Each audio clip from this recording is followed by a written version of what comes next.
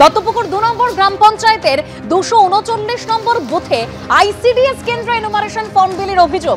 ICDS কেন্দ্রে enumeration form বিলির অভিযোগ বিএলওর বিরুদ্ধে। আইসিডিএস কেন্দ্রে বসেই ফর্ম বিলি করছেন বিএলও মধুসূদন মণ্ডল। গতকাল এই অভিযোগ ঘিরে অসন্তোষ ছড়া এলাকায়, আর সেই অসন্তোষের মুখে পরে বাড়ি বাড়ি গিয়েই এনুমারেশন ফর্ম বিলি করেন বিএলও। আইসিডিএস কেন্দ্রে বসে ফর্ম বিলির অভিযোগ যদিও অস্বীকার করেছেন এই বুথ লেভেল অফিসার।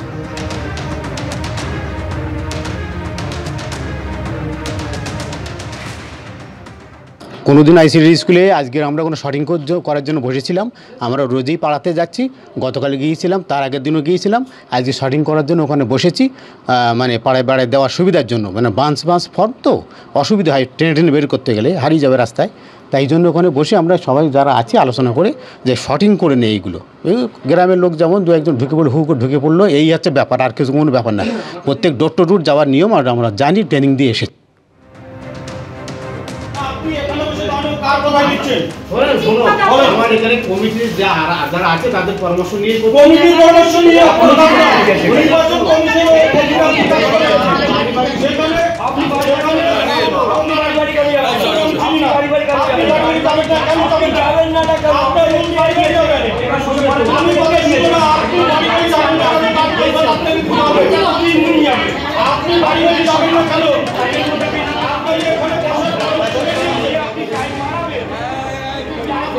আর দত্তপুকুর থেকে এই অভিযোগ সামনে আসার পর তৃণমূল বিজেপি কে কি বলছে শোনাবো। বিএলওরা এইগুলো করছে সেগুলো আমরাও জানি। আমি আমার মন্ডলে কাশিমপুর অঞ্চল, দত্তপুকুর একেও বেশ কিছু জায়গা এবং দত্তপুকুর 2-এও বেশ কিছু জায়গা এগুলো হচ্ছে। তো আমরা এগুলো ওয়াচ করছি। যদি ভেবে থাকেন, বিএলও অফিসাররা ভেবে থাকেন যে তৃণমূলের দাদা বা নেতারা যা বলবে সেই মতো কাজ করবে, যদি ভেবে থাকেন তার ফল আপনারাই পাবেন। খালি ধৈর্য রাখুন। যদি মনে করেন যে আপনারা এইভাবে ফর্ম বিলি করে আপনাদের কাজ, দায় সারা কাজ কমপ্লিট করবেন, তাহলে আমরা যেগুলো ওয়াচ করছি সেগুলো জায়গা মতো পাঠাবো।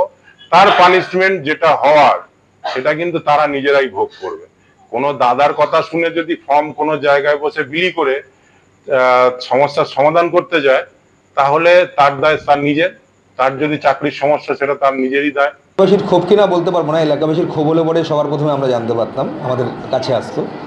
দ্বিতীয়ত, বিএলও যারা অ্যাপয়েন্টেড তারা কিন্তু নির্বাচন কমিশনের একটা ট্রেনিং হয়েছে। সেই ট্রেনিংয়ে যাবতীয় তাদেরকে বিস্তারিতভাবে বলা হয়েছে। সেই ট্রেনিংয়ে কী আলোচনা হয়েছে সেটা তো বলতে পারবো না। তবে মানুষের সুবিধার্থে যদি তিনি কাজ করে থাকেন, এক জায়গায় বসে ফর্ম দিয়ে থাকেন, সেটা ওনার গাইডলাইন্সে আছে কি না সেটা উনি ভালো বলতে পারবেন। আর পাবলিক যেখানে সুবিধা হবে সেভাবে পাবলিক চাইবে। কিন্তু ওনারও কাজের দিক দিয়ে যেরকম বার্ডেন আছে, আমার মনে হয় নিয়ম শৃঙ্খলা মেনেই কাজ করা উচিত। অভিযোগটা পুরোপুরি ভিত্তিহীন, তার কারণ মুখ বাছাই করে কখনো ফর্ম দেওয়া যাবে না। এবার দেখা গেলো আজকে এই পাড়ায় ফর্ম দিতে গেছে, কালকে আরেক পাড়ায় যাবে, পরশুদিন আরেক পাড়ায় যাবে। 8 তারিখের মধ্যে সমস্ত ফর্ম ডিস্ট্রিবিউট করার কথা।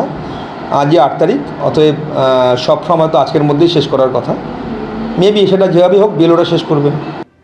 আর এবার বীরভূমের নলহাটির ঘটনা রাখবো আপনাদের সামনে, যেখানে তৃণমূলের বিএলএর বাড়িতে বসে ফর্ম বাছাইয়ের অভিযোগ বিএলওর বিরুদ্ধে। তৃণমূলের বিএলএ 2 কে নিয়ে এনুমারেশন ফর্ম বাছাইয়ের অভিযোগ 159 নম্বর বুথের বিএলও আমিনা বেগমের বিরুদ্ধে।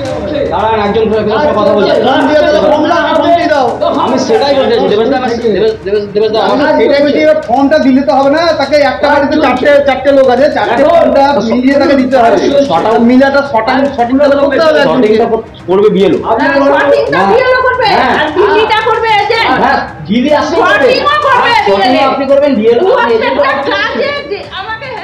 বিজেপির বিএলএ কে না ডেকে রাতের অন্ধকারে ফর্ম বাছাই, এরকম অভিযোগ করছে আবার বিজেপি। যে কোনো সময় বাছাই করতে পারেন দাবি বিএলওর। ফর্ম বাছাইয়ে বিএলও কে সাহায্য করবেন বিএলএ দাবি করেছেন বিএলও। কেন তাকে ডাকা হয়নি সেই অভিযোগ তুলে বিক্ষোভ বিজেপির বিএলএর। বিজেপি কর্মীদের সঙ্গে বিএলএর গন্ডগোলে উত্তেজনা সৃষ্টি হয়। বিকেল 5টার পর ফর্ম বাছাই করতে পারেন না দাবি করা হয়েছে বিজেপির তরফে।